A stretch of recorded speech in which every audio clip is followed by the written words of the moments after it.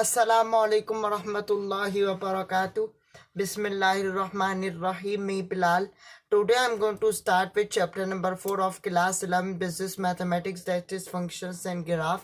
तो आज हम business mathematics class 11 inter commerce का चैप्टर नंबर 4 स्टार्ट करने वाले हैं, जो कि है फंक्शंस एंड ग्राफ। आज का जो इस वीडियो में जो आज हम पहला टॉपिक जो डिस्कस करने वाले हैं वो आपके पास डिस्टेंस का टॉपिक है पहला। ठीक है, तो आज हम डिस्टेंस को डिटेल में समझेंगे इस वीडियो लेक्चर में कि डिस्टेंस का कॉन्सेप्ट क्या है। तो स्टार्ट करते हैं अपने वीडियो लेक्चर को। तो सपोज करें आपके पास ग्राफ है। अब ये ग्राफ आपने पहले भी देखा होगा। जब आप ग्राफ में देखते हैं तो आपको पता है ग्राफ में आपके पास दो एक्सिस होते हैं, एक एक्स एक्सिस होता है और एक आपके पास वाई एक्सिस होता है।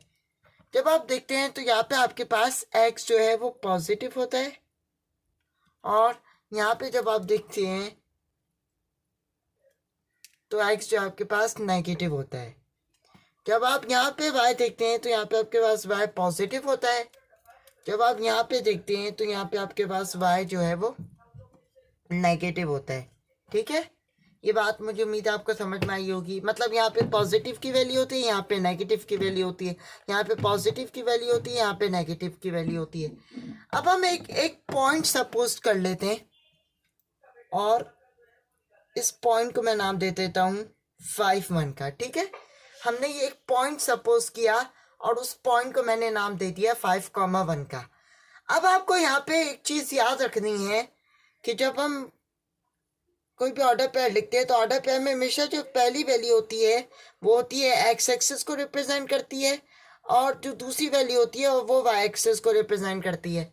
यानी और पहली वैल्यू एक्स एक्सिस को रिप्रेजेंट करके हमेशा कोई भी ऑर्डर पेयर आपके पास गिवन होगा, उसमें पहली वैल्यू हमेशा आपके पास एक्स को रिप्रेजेंट करेगी और दूसरी वैल्यू आपके पास हमेशा वाई को रिप्रेजेंट करेगी। अच्छा, मैं आपको यहाँ पे एक चीज़ और बताता चलूँ। जब आप ग्राफ बनाते हैं तो आपके पास ये जो पॉइंट होता है, ये जो पॉइंट होता है ये जीरो होता है, ये ओरिजिन का पॉइंट होता है। मतलब यहाँ पे x की वैल्यू भी जीरो होती है और यहाँ पे y की वैल्यू भी जीरो होती है। The point of intersection of x axis and y axis is called as origin.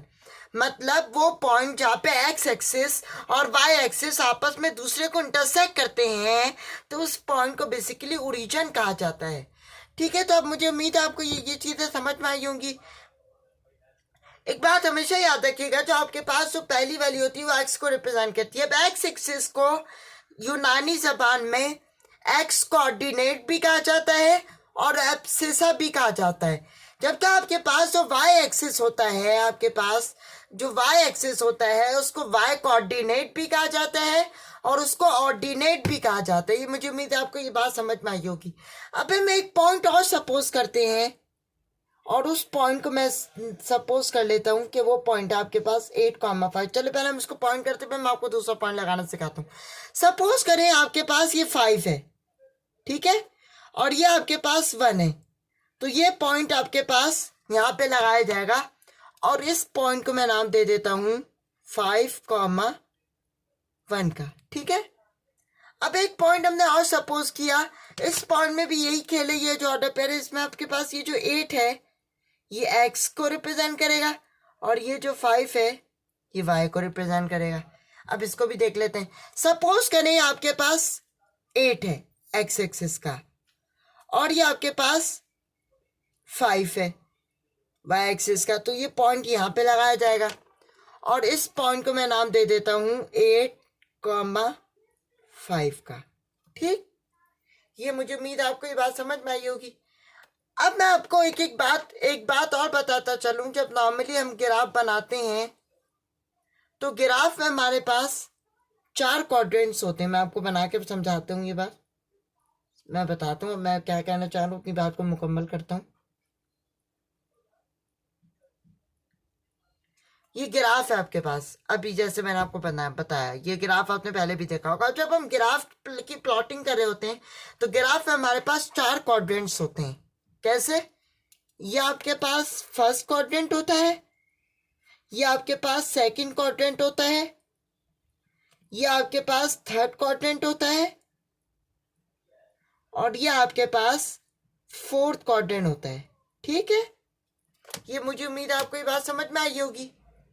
अब जब हम फर्स्ट क्वाड्रेंट की बात करते हैं तो फर्स्ट क्वाड्रेंट में जनाब आपके पास जो दोनों वैल्यूज होती हैं वो होती हैं पॉजिटिव पॉजिटिव। ठीक है। जब हम सेकंड क्वाड्रेंट की तरफ आते हैं तो उसमें वैल्यू जो हमारे पास होती है वो होती है नेगेटिव पॉजिटिव। जब हम थर्ड क्वाड्रेंट की तरफ मूव करते हैं तो उसमें हमारे पास जो वैल्यू होती है वो होती है नेगेटिव नेगेटिव। जब हम फोर्थ क्वाड्रेंट की बात करते हैं तो उसमें हमारे पास जो वैल्यू होती है वो होती है पॉजिटिव नेगेटिव। ये चीज आपको याद रखनी है। ठीक है। मतलब बस आपको साइन का कंपैरिजन याद रखना है, साइन की साइंस याद रखनी है कि फर्स्ट क्वाड्रेंट में पॉजिटिव पॉजिटिव होगा, सेकंड क्वाड्रेंट में नेगेटिव पॉजिटिव का कॉम्बिनेशन होगा, थर्ड क्वाड्रेंट में आएंगे तो उसमें आपके पास नेगेटिव नेगेटिव का कॉम्बिनेशन होगा। देन जब आप फोर्थ क्वाड्रेंट की तरफ आएंगे तो उसमें हमारे पास क्या कहते हैं पॉजिटिव नेगेटिव का कॉम्बिनेशन होगा। अब आपके पास ये जो क्वेश्चन में जो दो ऑर्डर पेयर्स मैंने आपको लिखवाए थे 5,1 और 8,5, अगर हमें इन दो ऑर्डर पेयर के दरमियान का जो डिस्टेंस है वो कैलकुलेट करना है, यानी हमें ये कैलकुलेट करना है कि इन दो ऑर्डर पेयर के दरमियान कितना डिस्टेंस मौजूद है, तो उस डिस्टेंस को कैलकुलेट करने के लिए जनाब हम ये वाला फॉर्मूला यूज करते हैं। ये फॉर्मूला बहुत आसान है, उसकी कैलकुलेशन भी बहुत आसान है। सपोज करें आपके पास ये ऑर्डर पेयर है, मैं इसको यहाँ पे लिख लेता हूँ 5,1 और 8,5। अब आपके पास इसमें ये जो 5 है फर्स्ट ऑर्डर पेयर की जो फर्स्ट वैल्यू है आपके पास x1 कहलाएगी। इसी तरीके से जब आप फर्स्ट ऑर्डर पेयर की दूसरी वैल्यू की तरफ आते हैं तो ये आपके पास y1 को रिप्रेजेंट करेगी। देन जब आप सेकंड ऑर्डर पेयर की फर्स्ट वैल्यू पाते हैं तो आपके पास x2 कहलाएगी। देन जब आप सेकंड ऑर्डर पेयर की सेकंड वैल्यू की तरफ आते हैं तो आपके पास y2 को रिप्रेजेंट करेगी।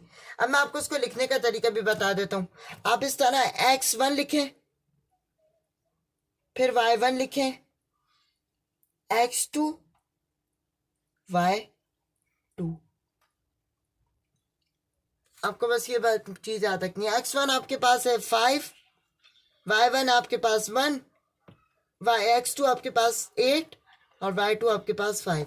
अब तो जस्ट हमने फॉर्मूले में वैल्यूज पुट इन करनी है और फॉर्मूले को हमने सॉल्व करना है। बस वैल्यूज पुट इन करनी है, वैल्यूज रखना तो आप लोगों को आता ही होगा। हमने कहा कि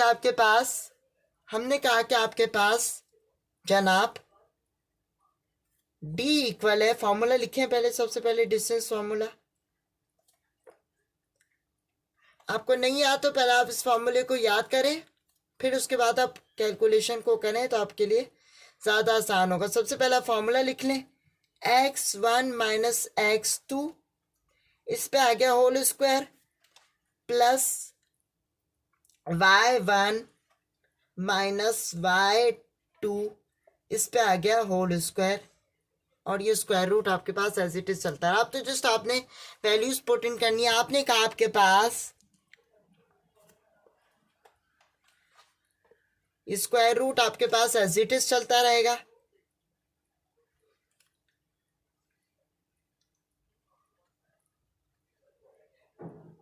x1 है आपके पास 5 माइनस x2 है आपके पास 8 होल स्क्वायर आया, प्लस y1 है आपके पास 1 माइनस y2 है आपके पास 5 होल स्क्वायर। अब एक बात मैं आपको, अब सेकंड स्टेप में आपने कहा आपके पास थर्ड स्टेप है, सॉरी ये सेकंड स्टेप है, सॉरी माय मिस्टेक। आपके पास स्क्वायर रूट, आपने कहा आपके पास square root as it is चलता रहा। ठीक है। अब देखें यहाँ पे 5 के साथ कोई साइन नहीं है तो पॉजिटिव है, प्लस माइनस माइनस। अब देखें कि मैंने आपको पिछली वीडियो में भी ये बात बताई थी कि जब आप अनलाइक साइंस को मल्टीप्लाई करवा रहे होते हैं, जब हमारे पास अनलाइक साइन का केस मौजूद होता है तो उसमें हमारे पास हमेशा जो आंसर आता है वो नेगेटिव का आता है। लाइक अब आपके पास यहाँ पे ये पॉजिटिव है और एक नेगेटिव है, ये अनलाइक साइन है, ये लाइक साइन तो हो ही नहीं सकती। लाइक साइन होती है तो क्या होता है, पॉजिटिव पॉजिटिव होता है, लेकिन यहाँ पे पॉजिटिव का साइन है, एक नेगेटिव का साइन है, तो आपके पास जो हमेशा जो आंसर आएगा वो नेगेटिव आएगा। अब बहुत से बच्चे यहाँ पे ये गड़बड़ करते हैं, साइन लगाने में बच्चे गड़बड़ करते हैं। बच्चे कह सकते हैं कि सर यहाँ पे पॉजिटिव 5 बना है या नेगेटिव 8 बना है। ऑब्वियसली यहाँ पे 8 बना है, और 8 के साथ कौन सा साइन है, 8 के साथ ऑब्वियसली माइनस का साइन है, तो आपके पास यहाँ पे जो साइन आएगा वो आपके पास नेगेटिव का साइन आएगा। ठीक है, प्लस यहां पे भी कोई साइन नहीं है तो पॉजिटिव है, plus minus minus unlike sign multiply हो रही है। अब आपके पास यहाँ पे 5 पर है, और 5 के पास आपके पास जो 5 के साथ जो साइन मौजूद है वो है नेगेटिव, इस पे आ गया होल स्क्वायर। अब आपने कहा आपके पास स्क्वायर रूट, तो आपके पास ऐसे ही चलता रहा, स्क्वायर रूट जब तक चलता रहेगा जब तक हम इसका स्क्वायर रूट कैलकुलेट नहीं कर लेंगे।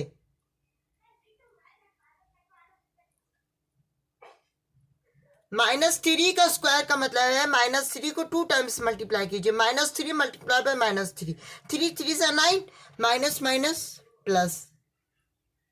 -4 का स्क्वायर कैसे, -4 को 2 टाइम्स मल्टीप्लाई कीजिए, 4 4 से 16, माइनस माइनस प्लस। देन आपके पास square root as it is चलता रहा, 9 + 16 करें तो आपके पास 25 है। अब देखिए मैं आपको यहाँ पे एक तरीका बताता हूँ स्क्वायर रूट 25 को खोलने का। 25 लिखें, स्क्वायर रूट 1/2, स्क्वायर रूट की वैल्यू होती है 1/2, क्यूब रूट की वैल्यू होती है 1/3, फोर्थ रूट है तो उसकी वैल्यू होगी 1/4। ये बात आपको समझ में, ये बात आप नोट डाउन कर लें, ज़हन नशीन कर लें। ठीक है, अब हमें पता है यहाँ पे आपके पास ये जो 25 है, ये जो 25 आपके पास जो नंबर मौजूद है ये 5 का स्क्वायर होता है। ठीक है आपके पास, तो आपने कहा ये 5 का स्क्वायर हो गया और पावर आ गई 1/2। ठीक है, अब देखिएगा ये जो आपके पास ये 2 से ये 2 क्या हो गया, आपके पास कैंसिल हो गया, तो आपके पास 5 सिर्फ रिमेनिंग बचा, तो आपके पास डी जो आ गया वो आ गया 5। तो आज हमने बहुत डिटेल में इस टॉपिक को समझा। अब आपको किसी किस्म का भी कोई इशू नहीं होना चाहिए। अगर आपको किसी किस्म का भी कोई इशू है तो आप मुझे कमेंट करें, मैं आपको डेफिनेटली उस मैसेज का रिप्लाई करूंगा। जज़ाक, take good care of yourself, अल्लाह हाफिज।